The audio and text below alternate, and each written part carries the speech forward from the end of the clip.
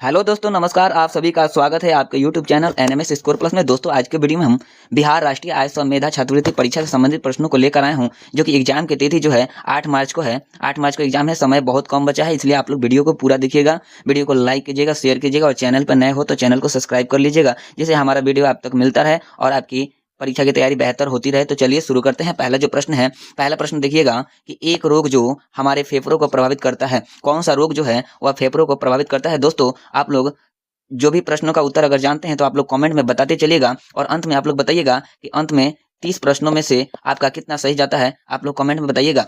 तो चलिए आप लोग बताइए कि कौन सा रोग जो है वो फेफड़ों को प्रभावित करता है। तो दोस्तों, इसका सही जवाब जो हो जाएगा, सही जवाब जो हो जाएगा वो टीबी हो जाएगा। टीबी जो है फेफड़ों को प्रभावित करता है, यह जो है फेफड़ा को प्रभावित करता है, जिससे खांसी, बुखार और सांस लेने में तकलीफ होती है। ये आप लोग ध्यान में रखिएगा। टीबी ऐसा रोग है जिससे व्यक्ति को खांसी, बुखार और सांस लेने में तकलीफ होते हैं, ये आप लोग ध्यान में रखिएगा। रेबीज जो होता है, यह रेबीज जो होता है जानवरों को काटने से फैलता है। नेक्स्ट प्रश्न जो है देखिएगा, अगला प्रश्न है कि पौधों की पत्तियों में ऑक्सीजन व कार्बन डाइऑक्साइड के विनिमय के लिए क्या पाए जाते हैं।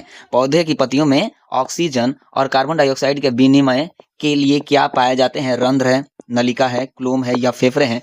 तो दोस्तों, इसका सही जवाब जो हो जाएगा वो रंध्र हो जाएगा। रंध्र इसका सही जवाब हो जाएगा। और रंध्र उसको कहते हैं कि ये पत्तियों की सतह पर छोटे छोटे छिद्र पाए जाते हैं, जिसे रंध्र कहा जाता है। नेक्स्ट प्रश्न जो है, सेरीकल्चर संबंधित है। सेरीकल्चर जो है किससे संबंधित है, यह आपको बताना है। रेशम कीट पालन से, भेड़ों की देखभाल से, कपास की बागान से या मधुमक्खी पालन से। तो सेरीकल्चर किससे संबंधित है, आप लोग कमेंट में बताइए जल्दी जल्दी। दोस्तों, इसका सही जवाब जो हो जाएगा, सेरीकल्चर जो होता है वो रेशम कीट पालन से होता है। रेशम कीट पालन से ऑप्शन जो है, इसका सही जवाब जो हो जाएगा ऑप्शन ए। आप लोग ध्यान में रखिएगा और आप लोग बताना है कि मधुमक्खी पालन किससे संबंधित होता है। मधुमक्खी पालन किससे संबंधित होता है, तो इसका सही जवाब जो हो जाएगा वो हो जाएगा एपी कल्चर। एपी कल्चर जो होता है, जिससे एपी कल्चर जिससे क्या होता है कि मधुमक्खी पालन होता है। ये आप लोग ध्यान में रखिएगा। नेक्स्ट प्रश्न है, पुष्प के प्रजनन अंग है, तो पुष्प के प्रजनन अंग कौन सा है। बाह्य दल और दलपुंज, बाह्य दल और पुमंग, पुमंग और जयांग और दलपुंज और जयांग। इसमें से सही जवाब कौन सा हो जाएगा। ये सभी प्रश्न बहुत ही इंपॉर्टेंट है, इसलिए वीडियो को पूरा देखिएगा। इसका सही जवाब जो हो जाएगा ऑप्शन जो है सी। इसका राइट आंसर हो जाएगा ऑप्शन सी जो हो जाएगा वो सही जवाब हो जाएगा, पुमंग और जयांग। पुमंग जो होता है जिसे यह नर होता है, और ये जो है पुमंग जिसे पुंकेसर भी कहा जाता है, और जयांग को स्त्री केसर के नाम से भी जाना जाता है। ये आप लोग ध्यान में रखिएगा। नेक्स्ट प्रश्न है कि जब तनु HCl व एक पदार्थ X जिसका उपयोग प्रति अम्ल की तरह होता है के संयोग से एक गैस Y जिसका उपयोग अग्निशमन यंत्र में होता है, तो X और Y कौन सा होगा, इसकी पहचान करना है। तो इसका पहचान करना है, तो दोस्तों इसका सही जवाब जो हो जाएगा वो हो जाएगा X जो है NaHCO3, जिसे सोडियम हाइड्रोजन कार्बोनेट कहा जाता है, जो एक हाइड्रोजन सोडियम कार्बोनेट कहा जाता है, जिसे बेकिंग सोडा के भी नाम से जाना जाता है। और CO2 जो होता है जिसे कार्बन डाइऑक्साइड कहा जाता है। तो दोस्तों, ये जो होगा इसका सही जवाब ऑप्शन ए हो जाएगा। इसे आप लोग ध्यान में रखिएगा कि NaHCO3 और Y जो हो जाएगा CO2। तो CO2 जो होता है यह अग्निशामक यंत्रों में आग बुझाने के काम आती है। आग बुझाने के काम में कौन आती है, तो CO2 आती है। और ये जो हो जाएगा बेकिंग सोडा, ये आप लोग ध्यान में रखिएगा। नेक्स्ट प्रश्न जो है, कमरे के ताप पर कौन द्रव अवस्था में होता है। तो कमरे के ताप पर द्रव अवस्था में कौन पाया जाता है, सोडियम, पोटेशियम, मरकरी या ऑक्सीजन। तो दोस्तों, कमरे के ताप पर जो है कौन द्रव अवस्था में होता है, तो इसका सही जवाब जो हो जाएगा वो मरकरी होता है। मरकरी जो होता है यह एक धातु है और यह कमरे के ताप पर द्रव अवस्था में पाया जाता है, जिसे Hg के नाम से भी जाना जाता है। Hg इसे सूचित किया जाता है, या इसे पारा भी कहा जाता है। ये भी ध्यान में रखिएगा, पारा जो है कि द्रव अवस्था में होता है। और आप लोग कमेंट में बताइए कि एक अधातु जो कमरे के ताप पर द्रव अवस्था में होता है, द्रव अवस्था में कौन सा ऐसा होता है अधातु जो कमरे के ताप पर द्रव अवस्था में होता है। आप लोग कमेंट में बताते चलिएगा। नेक्स्ट प्रश्न जो है, गीता की माँ शक्कर को गर्म पानी में घोलकर सांद्र शक्कर का सिरप बनाया। ठंडा होने पर शक्कर के क्रिस्टल पृथक हो गए। यह दर्शाता है, तो क्या दर्शाता है, यह आप लोग बताना है। क्या दर्शाता है कि शक्कर को गर्म पानी में घोलकर एक सांद्र सिरप बनाया जाता है और ठंडा होने पर शक्कर के क्रिस्टल पृथक हो जाते हैं, तो इसे क्या दर्शाता है, ये आपसे पूछा गया है। तो इसका सही जवाब जो हो जाएगा वो ऑप्शन ए हो जाएगा। ऑप्शन ए सही जवाब हो जाएगा कि भौतिक परिवर्तन है और वो भी क्या है कि उत्क्रमणीय होता है, यानी कि भौतिक परिवर्तन जिसे पुनः प्राप्त किया जा सकता है उसे भौतिक परिवर्तन कहा जाता है। ये आप लोग ध्यान में रखिएगा। नेक्स्ट प्रश्न है,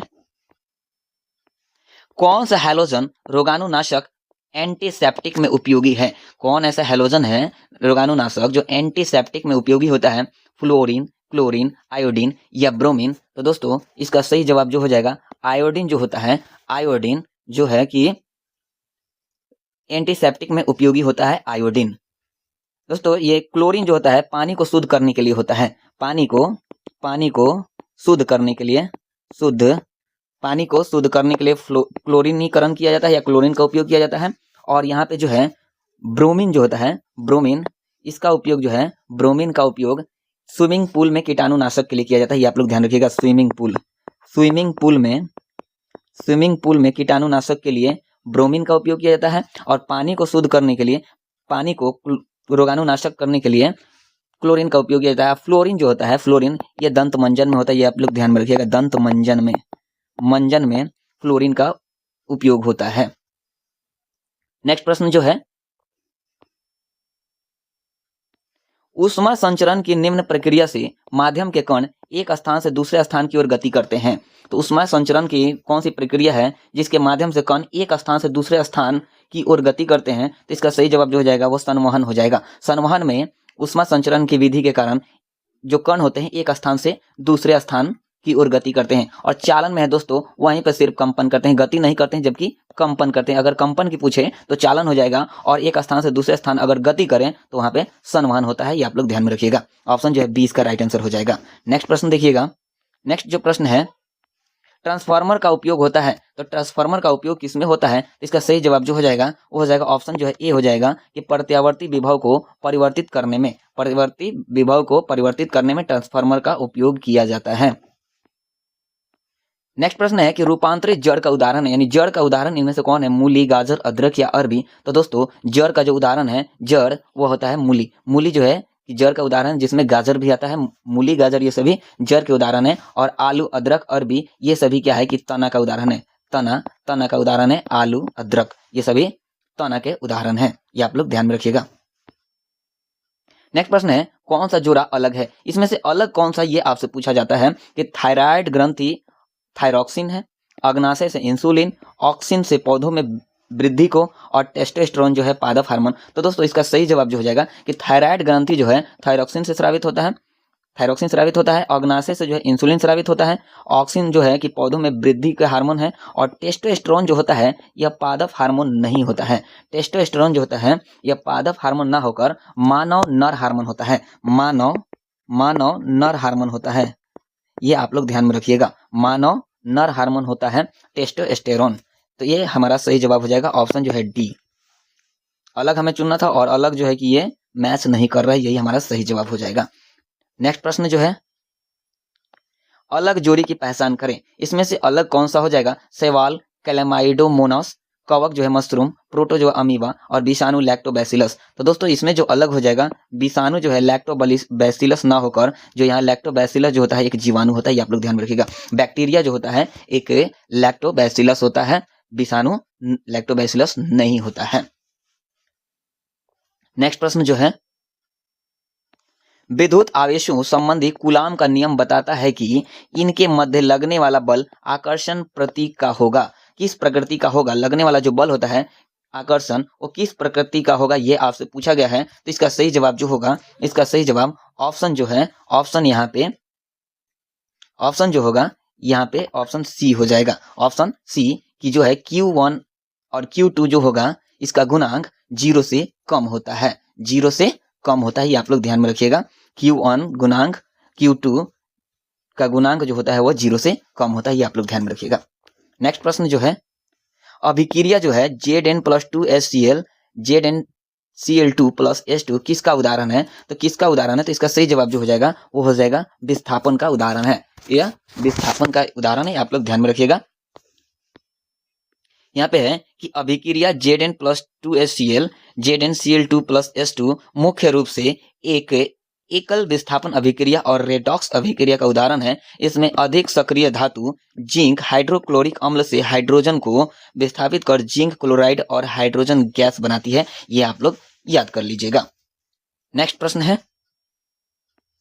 ईंधन के जलन से उत्पन्न होता है, ईंधन के जलन से क्या उत्पन्न होता है? ऑक्सीजन, कार्बन डाइऑक्साइड, धूल या धुआं। तो दोस्तों इसका सही जवाब जो हो जाएगा ऑप्शन जो है बी, इसका सही जवाब होगा कि कार्बन डाइऑक्साइड उत्पन्न होता है, कार्बन डाइऑक्साइड। दोस्तों फॉर्म भरना शुरू हो गया है, आप लोग सभी लोग अपना फॉर्म किसी भी नजदीकी साइबर से आप लोग भरवा सकते हैं। नेक्स्ट जो प्रश्न है, मनुष्य में पचे हुए भोजन का परिवहन होता है। तो मनुष्य में पचे हुए भोजन का परिवहन कहाँ होता है, कैसे होता है? यानी पानी द्वारा, पेशियों द्वारा, तंत्रिकाओं द्वारा या रक्त द्वारा। तो दोस्तों इसका सही जवाब जो हो जाएगा, मनुष्य में पचे हुए भोजन का परिवहन जो होता है रक्त के द्वारा होता है, रक्त द्वारा जो है मनुष्य में पचे हुए भोजन का परिवहन होता है। इसका सही जवाब ऑप्शन डी हो जाएगा। इंडियन बर्ड्स के लेखक कौन है? इंडियन बर्ड्स के लेखक कौन है? बीरबल साहनी, राजा रमन्ना, सलीम अली या सत्येंद्र नाथ बोस। तो दोस्तों इंडियन बर्ड्स के लेखक जो है वो सलीम अली को कहा जाता है। सलीम अली की रचना जो है इंडियन बर्ड्स, और इन्हें इंडियन बर्ड्समैन के नाम से जाना जाता है। बर्ड्समैन के नाम से सलीम अली को जाना जाता है, ये भी आप लोग याद कर लीजिएगा। ऑप्शन सी सही जवाब। देशांतरों के बीच की दूरी घटती है, यानी देशांतरों के बीच की दूरी घटती है, यानी कब घटती है? भूमध्य रेखा पर, या उत्तरी ध्रुव की तरफ जाने से, या दक्षिणी ध्रुव की तरफ जाने से, या उत्तर और दक्षिणी ध्रुव दोनों ओर जाने से। तो इसका सही जवाब जो हो जाएगा उत्तर और दक्षिण दोनों तरफ अगर जाएंगे ध्रुव की ओर तो देशांतरों के बीच की दूरी घटती है। भारत का सबसे अधिक निर्यात किस बंदरगाह से होता है? तो कौन सा ऐसा बंदरगाह है जहां से सबसे अधिक निर्यात किया जाता है? तो है मुंबई बंदरगाह जो है जहां से सबसे अधिक निर्यात किया जाता है। भारतीय संसद में सम्मिलित हैं, तो भारतीय संसद में सम्मिलित कौन है? तो इसका सही जवाब जो हो जाएगा ऑप्शन जो है बी, इसका राइट आंसर हो जाएगा ऑप्शन बी, राज्यसभा, लोकसभा एवं राष्ट्रपति, ये तीनों सम्मिलित है, याद कर लीजिएगा। किलार लिपि संबंधित है, यानी किलार लिपि किससे संबंधित है? चीन की सभ्यता से, सिंधु घाटी की सभ्यता से, मेसोपोटामिया की सभ्यता से या मिस्र की सभ्यता से। तो इसका सही जवाब जो हो जाएगा किलार जो लिपि है, किलाकार, दोस्तों यह मेसोपोटामिया सभ्यता से संबंधित है, मेसोपोटामिया की सभ्यता से संबंधित है किलाकार। नेक्स्ट जो प्रश्न है, सभी ग्रह सूर्य के चारों ओर किस प्रकार के पथ पर चक्कर लगाते हैं? तो सभी ग्रह जो है सूर्य के चारों ओर दीर्घवृत्तीय पथ पर चक्कर लगाते हैं। इसका सही जवाब ऑप्शन सी हो जाएगा, दीर्घवृत्तीय पथ पर। हर्षवर्धन के राज्य की राजधानी थी, यानी हर्षवर्धन के राज्य की राजधानी कहाँ थी? तो दोस्तों इसका सही जवाब जो हो जाएगा, सही जवाब हो जाएगा कन्नौज। हर्षवर्धन ने अपनी राजधानी जो है थानेश्वर से कन्नौज स्थानांतरित कर ली थी। थानेश्वर से कन्नौज अपनी नई राजधानी का बनाया था, ये आप लोग याद रखिएगा। और जो है हर्षवर्धन का जो शासनकाल था, हर्षवर्धन का शासनकाल वो 606 से लेकर 647 तक चला था। 647 ईस्वी तक हर्षवर्धन का शासनकाल चला था। और आप लोग को कमेंट में बताना है कि हर्षवर्धन के शासनकाल में चीनी यात्री कौन आया था? चीनी यात्री जो था वो कौन आया था, ये आप लोग कमेंट में बताइएगा। चीनी यात्री जो है कौन आया था, ये आप लोग कमेंट में बताइएगा हर्षवर्धन के कार्यकाल में। नेक्स्ट जो प्रश्न है, मंत्रिपरिषद सामूहिक रूप से किसके प्रति उत्तरदायी होते हैं? तो मंत्रिपरिषद जो है किसके प्रति उत्तरदायी होते हैं? इसका सही जवाब जो हो जाएगा वो लोकसभा हो जाएगा, लोकसभा के प्रति उत्तरदायी होते हैं। उपराष्ट्रपति का निर्वाचन किसके द्वारा होता है? तो उपराष्ट्रपति का निर्वाचन जो है वो संसद के दोनों सदनों द्वारा होता है, संसद के दोनों सदनों द्वारा होता है, जिसमें राज्यसभा के मनोनीत सदस्य भी भाग लेते हैं, ये आप लोग ध्यान में रखिएगा। और यह जो है अनुच्छेद 66 में इसे बताया गया है, संविधान के अनुच्छेद 66 में, ये आप लोग ध्यान में रखिएगा। 66 में उपराष्ट्रपति के निर्वाचन की जानकारी मिलती है। नेक्स्ट जो प्रश्न है, लोकतंत्र की प्रमुख विशेषता है जिसका प्रभाव उसके कामकाज के सभी पहलुओं पर पड़ता है, तो किस पहलुओं पर पड़ता है? तो इसका सही जवाब जो होगा समानता इसका सही जवाब हो जाएगा। पर्वत श्रृंखला एशिया और यूरोप को अलग करती है, कौन ऐसा पर्वत श्रृंखला है जो एशिया और यूरोप दोनों को अलग करता है? एंडीज, हिमालय, यूराल या अल्पस। तो दोस्तों इसका सही जवाब जो हो जाएगा यूराल पर्वत श्रृंखला जो है, यूराल पर्वत श्रृंखला जो एशिया और यूरोप को अलग करता है, एक दूसरे से अलग करता है। यहाँ पे एंडीज पर्वत श्रृंखला जो है यह साउथ अफ्रीका में है, ये आप लोग याद रख लीजिएगा। एंडीज जो है साउथ अफ्रीका में है, और अल्पास जो है, अल्पास की जो है वह यूरोप में है। ये भी आप लोग याद कर लीजिएगा, यूरोप में अल्पास की पहाड़ी है, यूरोप। नेक्स्ट जो प्रश्न है, राज्यसभा का मुख्य कार्य क्या है? तो राज्यसभा का मुख्य कार्य जो होता है, राज्यसभा का मुख्य कार्य वो कानून का निर्माण करना होता है। कानून का निर्माण, ऑप्शन जो है ए इसका सही जवाब हो जाएगा, कानून का निर्माण करना। नेक्स्ट जो प्रश्न है कि जिला कलेक्टर को जाना जाता है, यानी जिला कलेक्टर को जाना जाता है यानी भूस्वामी, अधीक्षक, जिला न्यायाधीश, न्यायाध्यक्ष या जमींदार। तो दोस्तों इसका सही जवाब जो हो जाएगा वो जिला न्यायाध्यक्ष होता है, जिला कलेक्टर जिला न्यायाध्यक्ष होता है। तो दोस्तों आज के ये सभी 30 प्रश्न हो गए, और आप लोग कमेंट में बताइएगा कि 30 में से आप लोग का कितना आया, ये आप लोग यहाँ पे भरना है, कितना आया ये आप लोग बताते चलिएगा। तो दोस्तों आज के वीडियो में ये सभी 30 प्रश्न हो गए। वीडियो अच्छा लगे तो वीडियो को लाइक कीजिए, शेयर कीजिए, और चैनल पर नए हो तो एक बार चैनल को सब्सक्राइब कर लीजिए, जिससे हमारा वीडियो आप तक मिलता रहे। तब तक के लिए जय हिंद, जय भारत।